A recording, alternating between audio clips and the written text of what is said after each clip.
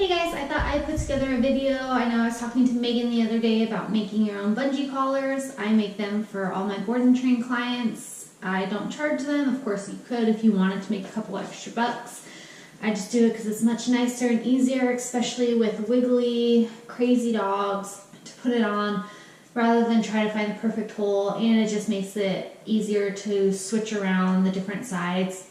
So I'll take you step by step how I put them together. I'm sure there's other ways, there's probably easier ways. This is just the way that I found that works for me.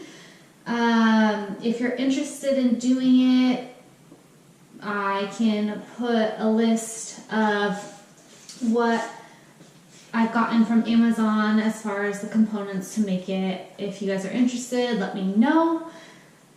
This is kind of my toolbox. It has everything I need except for the collar portion because they're bigger and they're in spool, so this is all my components. This is my big black spool. I think it's 100 feet. Is that a lot? 100 yards? 100? I don't know. This is the black one I use. I also have blue and I have red as well. These are the 25 foot or so, and then I think 100 or so of the bungee. So what I do is I'm making one for a board and train right now, so I'll just kind of get all the stuff I need out. So first things first is I will get my 2 D-rings for the ends of the bungee collars. I will get my wheel lock. Mine came separate. I know Tom ordered some and they came together. So if that happens, sorry. And then I will get my screws that hold it all together. And I will get 2 of those. No!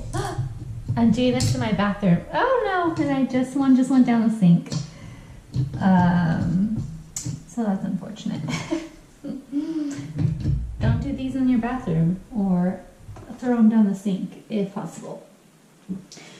So a couple different ways to do it. You can obviously make your own measurements. What I do for most dogs, for bigger dogs, I just kind of use one of my existing bungee collars. I take the spool of biothane and I just measure it around.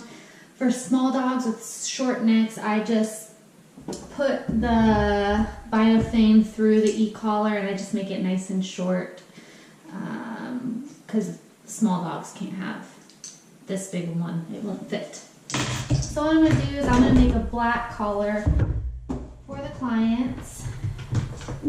I have my measuring tape, my scissors, and so what I'm going to do is, I guess I could just measure this out. It probably is easier. So I'll take it around, and this is just kind of standard size for most dogs.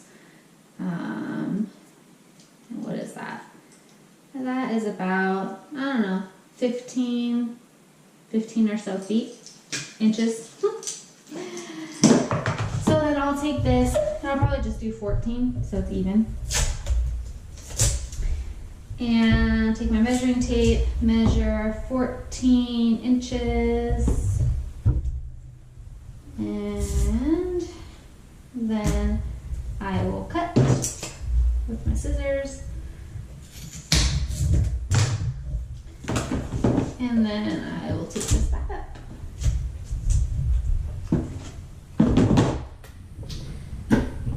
So now I need to punch holes in the collar. I used to use a leather punch. It took forever, ended up breaking. I don't know if the biothane is a different strength than leather is, but I had a hard time with it, so I just use a Dremel now, and that just gets it done nice and quick. So I prefer that.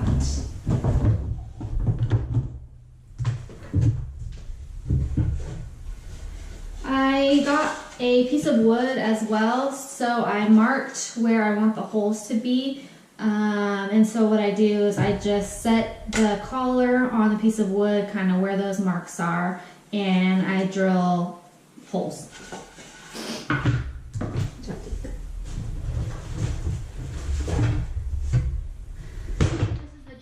And this was an attachment I got for it from Lowe's to drill the holes. I'm sure there's other tools you can use to drill holes. I'm sure I don't know, thing that you make holes in the wall with will do just fine.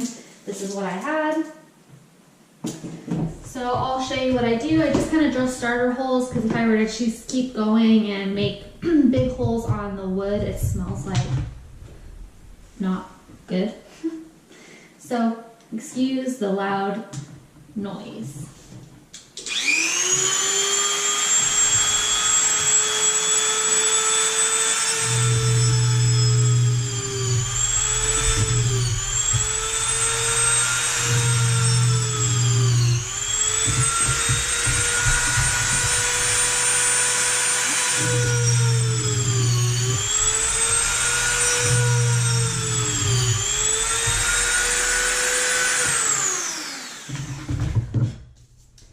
So this is what it looks like. It has just little holes, and so I can see where they clearly are. I lift this part up now from the piece of wood.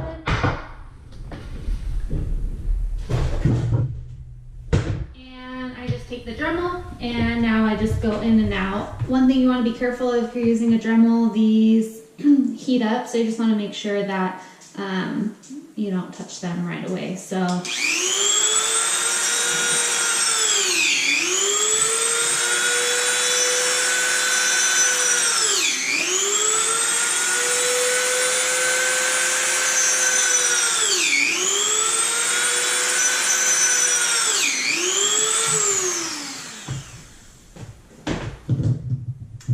it does make a mess when you when you cut the holes out. It makes a mess. That's why I do it in my bathroom, so I can just vacuum it up. Not a big deal. I don't use it all that often, so I don't care if it's a little bit messy. And then this is what the holes will kind of look like, nice and big so that the screws can get through there. Next thing I want to do is I need to start to fold these over, put the D-ring on, and then screw them in. So that is what I will do. So D-ring goes on, flip this over, and then I'm going to take my screws, fit it through,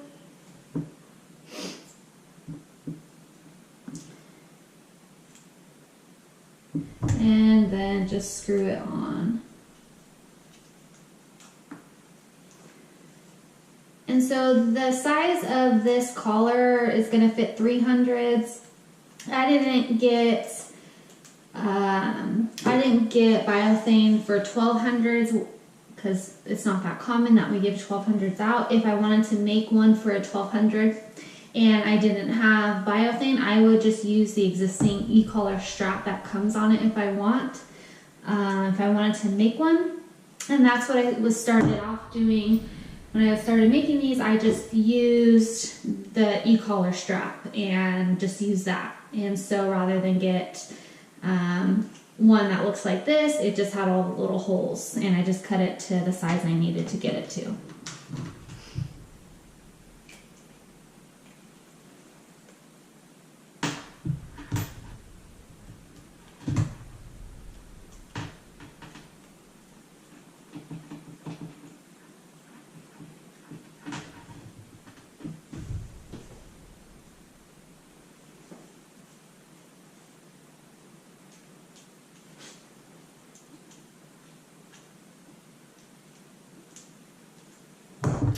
So now this is what it's going to look like. Screws in, D-rings in on each side. Next thing I want to do is I want to cut the bungee to make it to size. Depending on the size of the dog, I will make the bungee bigger or shorter, longer, shorter, depending on what I want. Sometimes I measure it, other times I just slip it through, kind of measure it out with my eyes. So that's what I'll do this time. I think typically what they come on bungee collars with, it's like 22 or so inches. I'm making this for a bigger dog that's probably going to grow a lot bigger, so I want to make sure there's a little bit more And I can always, if I'm like, oh, that's too big, I can always cut it down if I want to. So that I'll kind of, okay, that's probably a little too big. So I'm just going to cut it to this size. Take your scissors and cut. Then I am going to put the wheel lock in. So what I'll do, these are all free for right now. I even them out. Take the wheel lock without the wheel in it. Put it in going down this way. So it looks like this. And then, so I'll push it down just a little bit. Take each side of the bungee, kind of put them down. And then I will take the wheel lock and I will start to push it in from the top. It's kind of hard to push in, so that I take my screwdriver and I just pop it in. Then I tie the ends off in a little knot so they don't slip.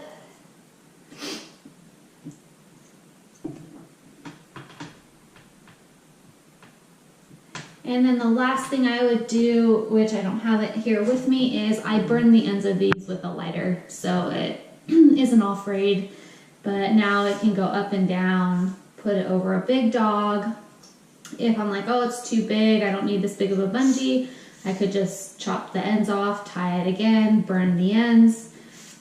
But to put it on, put the e-collar on this, you just take the screw on one side, unscrew it, take it off, slide the e-collar on. I usually put the e-collar on the center so that if you wanted to move it to the other side, it's just kind of a quick loosen it up and then move it over. It's your preference, but this is what it looks like.